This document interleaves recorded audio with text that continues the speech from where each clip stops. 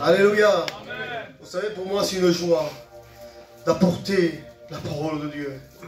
Je remercie votre ancien Samuel de m'avoir invité.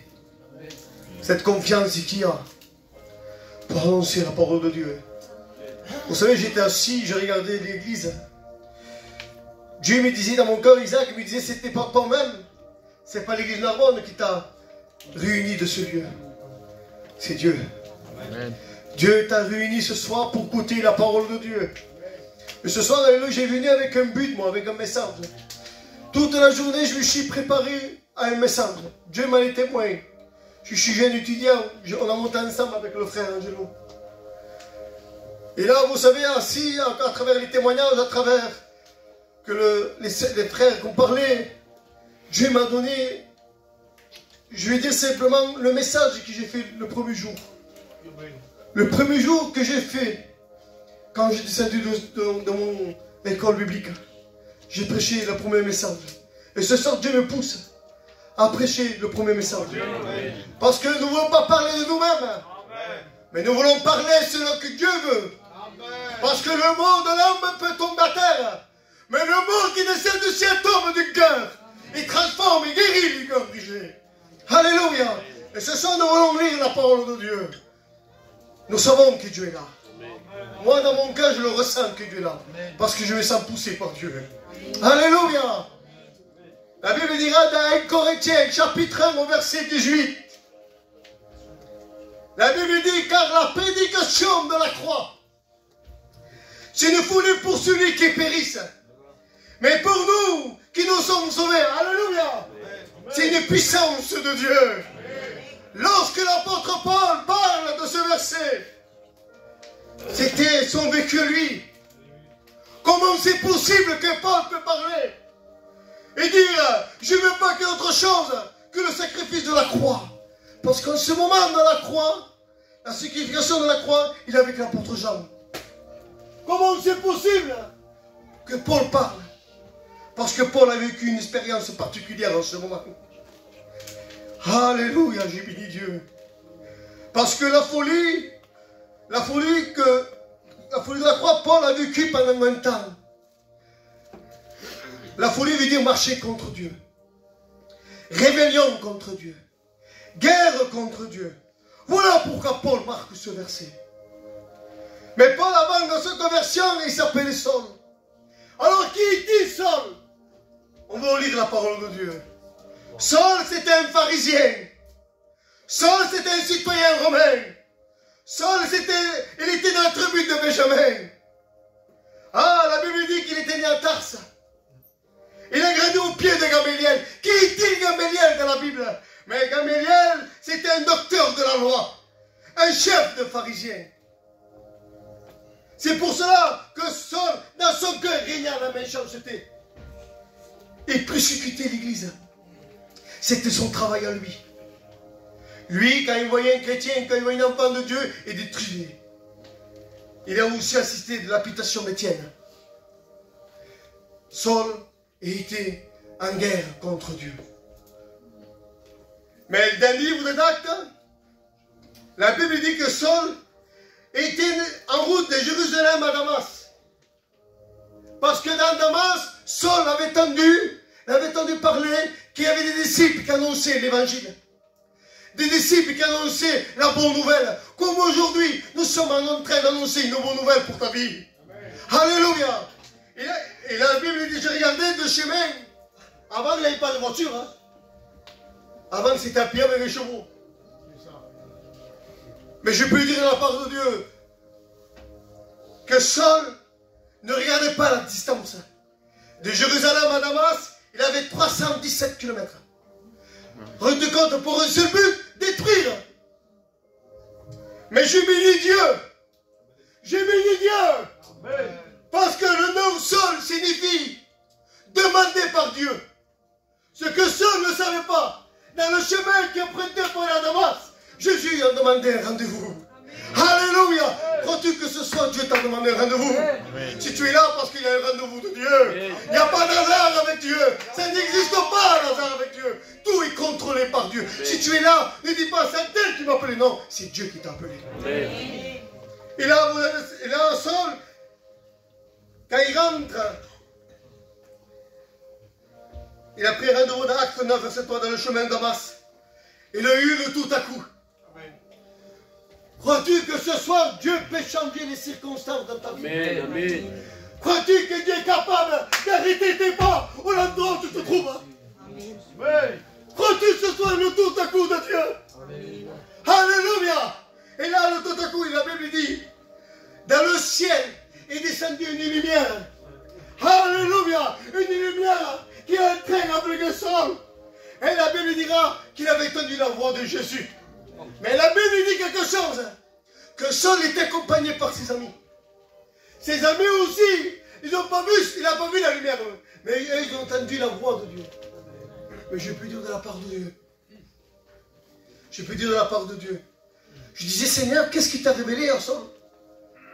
En particulier à travers des autres. Qu'est-ce qui t'a révélé dans ce chemin? Pourquoi tu as demandé un rendez-vous au sol? Et Dieu me parle. Crois-tu que Dieu parle? Amen. Alléluia. Crois-tu que Dieu parle? Amen.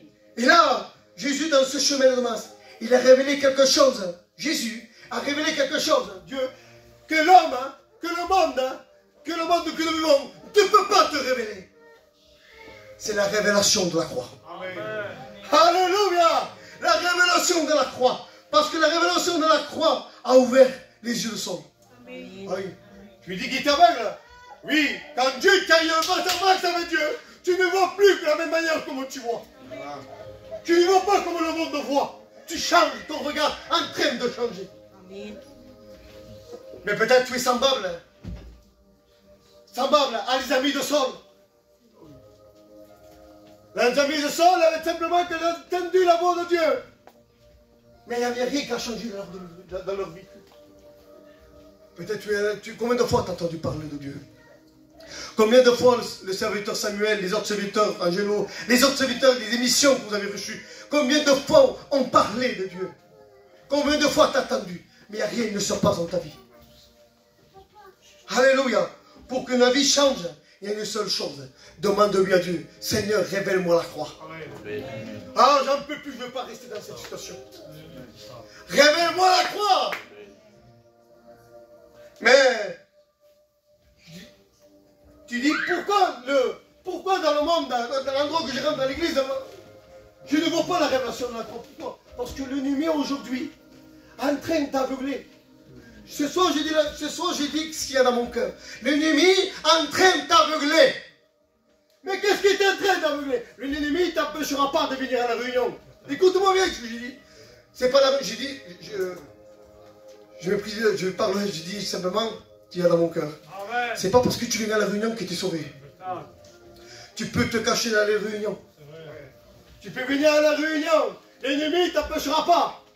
Il ne t'empêchera pas quand tu chanteras une chorale. Il ne t'empêchera pas de prier.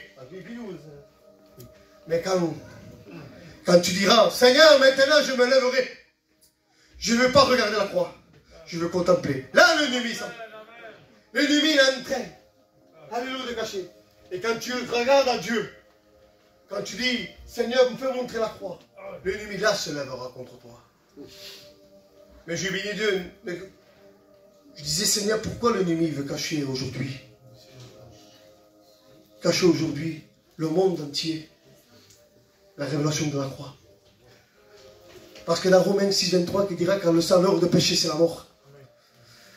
Mais le don gratuit de Dieu, c'est la vie éternelle, c'est la croix. Parce qu'il y avait un grand prix à payer. Et cette prix, alléluia, tu ne pouvais pas toi-même le payer. Je disais, Seigneur, l'ennemi, il croyait gagner lui. Écoute-moi bien. L'ennemi, il croyait gagner Jésus. Lui, en crucifiant la croix, il disait, ça y est, j'ai gagné. Jésus est mort. Ça y est, il est mort. Ça y est, Jésus est mort. Ça y est, j'ai gagné. Mais ce que ne savait pas l'ennemi, c'était le plan de Dieu. Le plan de Dieu, il voulait que Jésus meure à la croix. Combien de fois l'ennemi a essayé de faire mourir Jésus à travers d'une marque? Passons autrement. Satan voulait faire noyer Jésus. Mais il n'a jamais arrivé. Et là, quand on commence à monter à la croix, Satan disait, ça y est, il n'y a plus de solution. Je lui dis de la part de Dieu, Jésus en tant que mort, il donne vie. Comment c'est possible? Comment c'est possible? Moi, à ta mort, est-ce que je peux donner vie à Mario? Est-ce que je peux donner une solution à toi? C'est impossible. Mais Jésus, en tant que mort, il a fait donner vie à une personne. La Bible dira, un centenier s'approcha de la croix. Il va dire qu'il s'approcha de la croix. Avec sa lance, il commença à passer de l'autre côté de Jésus. C'est vrai. Il commença à passer de côté de Jésus. Lui, il va dire, assurément, cet homme était le Fils de Dieu. Amen. Pour reconnaître Dieu, il faut que tu viennes à la croix. Amen. Pour reconnaître qui vraiment qui est Jésus, il faut que tu viennes à la croix. C'est pas un bon discours que tu vas le reconnaître. C'est pas parce que tu viens à l'église assis que tu connais Jésus. Non. C'est à venir à la croix que tu reconnaîtras Jésus. Alléluia. Là, je pourrais dire fort, Satan, tu aurais dû garder Jésus en vie. Parce qu'à travers de lui maintenant, à travers de lui, on a un prix de rachat. Le prix, celui qui est monté à la croix. Ah, celui qui a monté à la croix de Golgotha. Vous savez, quand je pose une question à Dieu, je dis, Seigneur, pourquoi ils t'ont pas crucifié dedans Jérusalem? Pourquoi Golgotha? Parce que Golgotha se trouvait en dehors de Jérusalem. En dehors, c'était une verre de montagne. Je disais, Seigneur, pourquoi tu n'es pas crucifié à l'intérieur de Jérusalem? Il me dit, Isaac, je ne pouvais pas me crucifier à l'intérieur. Il fallait que je sorte. Je dis, Seigneur, pourquoi? Dieu me parle. Dieu m'a les témoins, Dieu m'a parlé. Il me dit, Isaac, qu'est-ce que tu trouves en dehors de Jérusalem? Qu'est-ce que tu trouves en dehors de cette ville? Je disais, Seigneur, en regardant la Bible, il voyait des lépreux. C'est quoi lépreux? Lépreux, dans l'Ancien Testament, ils ne pouvaient pas rentrer dans le royaume. Ils ne pouvaient pas rentrer dans Jérusalem. Ils ne pouvaient pas rentrer dans cette ville. Ils ne pouvaient pas s'approcher de la famille, à tel point qu'elle était loin d'une montagne. Et je dis, voilà, c'est pour ça que je me suis déplacé. Amen. Je me suis déplacé pour eux. Amen. Je disais, ah, merci, Seigneur. Et Dieu me disait, ah, j'ai pas fini encore. Ah, Seigneur, comment c'est possible? Oui, Isaac, j'ai pas fini. J'ai fait quelque chose que l'homme était impossible de faire. Qu'est-ce que tu as fait, Seigneur? Et j'ai pris la main de mon Père. Amen. Alléluia. J'ai pris la main de mon Père. Et j'ai pris la main de l'humanité. J'ai réconcilié entre le ciel et la terre. À travers moi. Oui, à travers Jésus, tu as le chemin de la liberté. Tu as le chemin pour être libre. Amen. Alléluia, à travers de Jésus. Aujourd'hui, tu peux avoir la liberté. Amen. Amen. Alléluia, tu as un accès de t'approcher de Jésus. C'est pour cela que le texte, on peut comprendre, Jean 3,16. Quand Dieu a tant aimé le monde, qu'il a donné son Fils, quiconque croit en lui ne périsse point de la vie éternelle. Il n'a pas dit pour Jérusalem, pour la Samarie, non, pour tout le monde. C'est pour cela que Jésus est monté. C'est Jésus est redescendu pour une seule personne qui est ici. Jésus est capable de descendre, de monter à la croix pour une personne. Amen. Voici l'amour de Dieu. Amen. Alléluia. Voici, alors, pour celui qui croit, la Bible dira, tu verras la gloire de Dieu. Amen. Ne dis pas ce soir, Seigneur, je ne peux pas de moi-même. Mon péché, ma position, l'endroit où je me trouve, je ne peux pas m'approcher de toi. Mais ce soir, tu entends le message de Dieu. Il n'y a que ce Dieu capable, attendu, le Seigneur capable, changer ta vie. Alléluia, de t'approcher d'une manière. Si tu t'approches de Jésus avec ton cœur, Jésus peut te purifier. Amen. Alléluia. Oui, Jésus est capable de changer ton chemin. De changer de la mort à la vie. J'ai marqué des ténèbres à la lumière. De la puissance de Satan à la puissance de Jésus.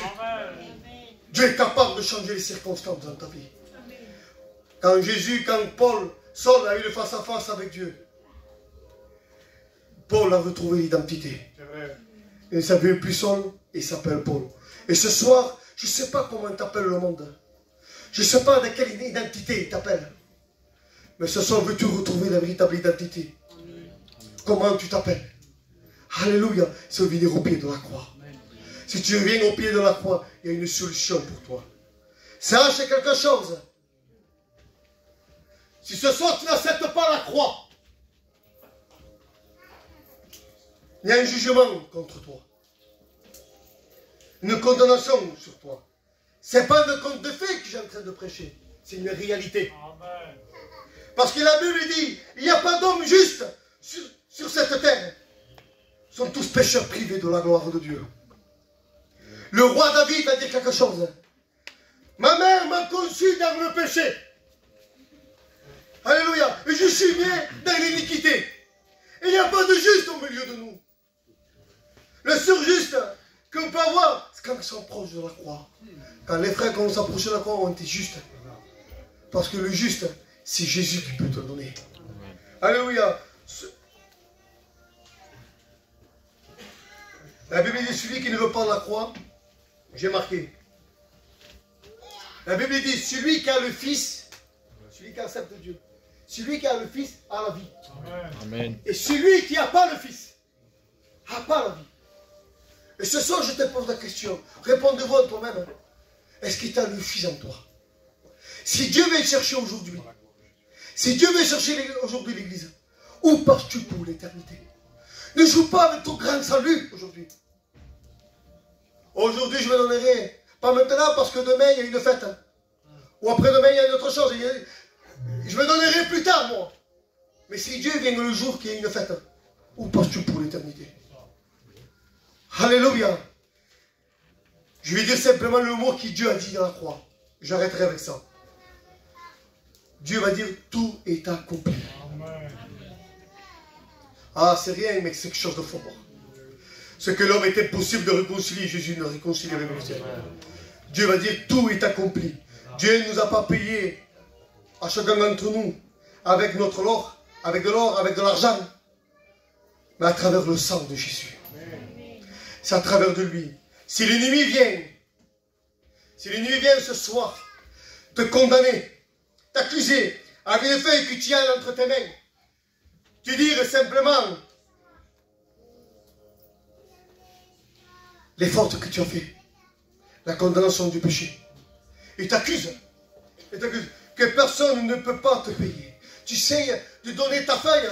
Tu sais donner ta feuille, toi. Tu sais donner la feuille. Qui pourra me sauver?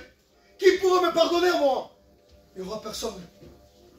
Mais ce soir, amène-lui ta feuille à la croix. Amen. Alléluia. Amène-lui la feuille à la croix. Il veut te rendre libre. Et effacer l'acte qui te condamne à ta vie. Qui te condamne. Mais Dieu veut effacer l'acte de condamnation. Amen. Alléluia. Il veut marquer le sceau. Et le sceau qu'il veut marquer, comment ça l'ennemi qui vient te voir, il ne pourra plus te juger. Il veut te marquer justifié, pardonné, purifié, sauvé. Et en gros, il veut marquer dans ta feuille, voici mon enfant, héritier, le ciel. Alléluia. Ce soir, tu peux hériter le ciel. Si tu amènes ta feuille qui est ton cœur à Jésus. Je dis, Seigneur, je te porte mon cœur. Je veux t'apporter ma vie, moi, dans la croix. Je veux t'apporter ma vie. Je veux que ma vie, Seigneur, aujourd'hui, je vais être ton enfant. Ce soir, voilà ce que j'avais dans mon cœur. Peut-être mal expliqué, comme l'a dit le frère responsable, le mot gitan. Mais je sais que le Saint-Esprit, lui, c'est lui qui connaît le cœur. Il connaît ce qui t'a besoin. Ce soir, ne te laisse pas tromper par l'ennemi. Ne dis pas, tu donneras ta vie le lendemain. Donne-lui ton corps aujourd'hui, parce que le lendemain ne t'appartient pas. Je ne veux pas faire peur aujourd'hui, mais c'est une réalité. Ce soir, tu es là, tu entends la parole de Dieu. Et tu pourras dire, Seigneur, mais moi je ne savais pas, moi. Moi je ne savais pas que tu m'aimais. Seigneur, quand Dieu viendra chercher l'église et que tu as perdu, tu diras, Seigneur, je ne savais pas, moi, que tu étais vivant. Et Jésus, qu'est-ce qu'il va faire? Il va te montrer aujourd'hui en grande télé. Bam, cette mission, cette réunion que nous faisons. J'ai envoyé mon serviteur jeune, étudiant, pour que tu parles, qui parle de la croix, pour que tu viennes à la croix. Tu ne vas pas accepter la croix. Tu as resté dans ta proposition. La clé, c'est toi qui l'as. La clé, c'est toi qui l'as. Ce soir, alléluia, la solution se trouve en toi. Si tu veux rester dans ton état, c'est entre toi et Dieu. Mais ce soir, je t'annonce, c'est l'évangile, moi. Ce soir, je t'annonce la liberté pour ta vie. Et tu verras la gloire de Dieu. Ta vie changée. Ta vie transformée. Un foyer construit. Tes enfants bénis. Ah, je veux dire de la part de Dieu. Dans le monde, tu essayes de construire, tu n'arrives pas. Dans le monde, tu essaies de construire ton foyer, tu n'arrives pas. Tu veux construire ton foyer, construis à la croix. Quand la croix commence à être plantée dans ta vie, tout change. Alléluia. La lumière rentre. Et quand la lumière rentre, et tu vois les défauts qu'il y a dans la maison. Quand tu rentres dans la maison, une fois, j'ai entendu un témoignage qui disait, je finis avec ça, il met un bouquet de fleurs au milieu d'une table. Et cette femme, elle regarde la table et me dit, c'est joli, mais la nappe qu'il y a dessus, il ne convient pas. Alors qu'il s'y fait, il a la nappe et il remet une neuve. Il commence à regarder et me dit, mais t'as le rideau, il ne suit pas la table. Alors qu'est-ce qu'il faut faire? Il faut enlever le rideau, il mettra un autre rideau plus propre, plus neuf, qui ressemble à la table. Et après il dira, mais le mur métal est jaune, il me faut quelque chose de blanc pour que tu ressort. Il repère en blanc. C'est ça que Dieu veut faire dans ta vie. Il veut construire chez toi. Amen. C'est ce que toi tu ne vois pas. Tu es capable de construire. Mais laisse-le lui la main à Dieu. Seigneur, ce soir je te donne mon cœur. Peut-être que tu es déçu par l'homme, hein? Mais ce soir, alléluia. Dieu n'est pas un homme pour décevoir. Dieu est là. Et Dieu, nul n'est comparable comme lui. Aucun homme a parlé comme lui. Il y a la parole de la vie. Alléluia. Voilà ce que j'avais dans mon cœur. Je vous laisse la place en responsable. Que Dieu vous bénisse. Amen. Je pense que nous allons s'incliner tous ensemble. On va chanter un cantique et après je ferai une petite courte appel. Personne ne regarde. On s'incline. On va chanter ce cantique qui dit « Quand viendra le jour de l'avènement ?»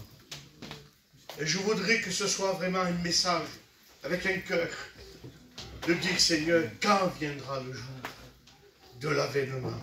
Alors on le chante ensemble. Et après je ferai une courte appel.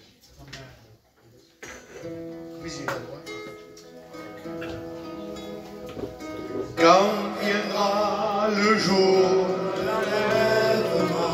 Ensemble, hein? Als frères, tous ensemble. Quand nous aller à Cana, tous unis ensemble dans la gloire du Seigneur. Moi, j'ai la joie dans mon cœur. Merci Seigneur. Je ne sais pas pourquoi il m'a choisi. Merci Seigneur.